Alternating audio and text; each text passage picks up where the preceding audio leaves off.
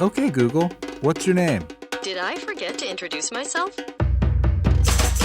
I'm your Google Assistant. You know, the exciting thing about working on the Assistant is it's this like brave new world where we're creating something that's going to speak in a personal conversational manner. I'm Beth Tsai, and I'm the policy lead for the Google Assistant. There are no rules yet because we're creating them. We had to design this character that's going to be at the mercy of the internet. People were going to say racist, sexist, homophobic, whatever stuff. So how can we, give it as good of a chance as it can? I'm Emma Coates, and I'm the character lead for the Google Assistant personality. My favorite part of it, which I hope someday we can have, is that it had a pet puppy GIF.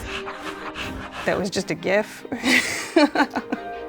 Part of the challenge of doing the policy for the Assistant was figuring out how we can make sure that the product is inclusive, how we can make sure it's safe. So we partnered with Diversity and Inclusion, with Randy Reyes from that team, and we partnered with Trust and Safety Search, my colleague Bobby Weber. We were trying to suss out what topics are very controversial. Things can just go wrong terribly, right?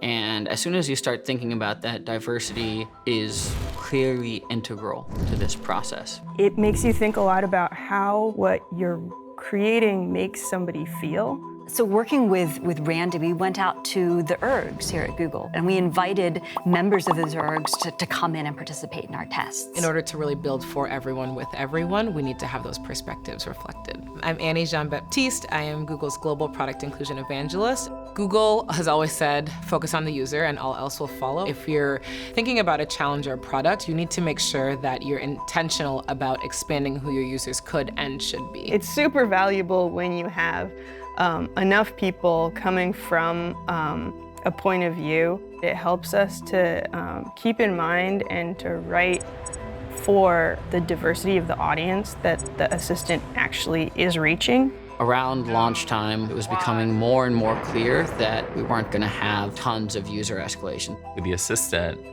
no news is good news. We have billions and billions of queries. We've only gotten reports of 38 queries that were so offensive that we needed to actually take action. 0.0002%. I think it's a testament in general to the success of the product as a whole and the cross-functional effort to making it such a safe, inclusive product. We stress test now for all of the Assistant launches. We want the Assistant to be, a product for everyone. We want the voice of Google to be something that speaks to everyone. This is probably the thing that I'm proudest to have worked on.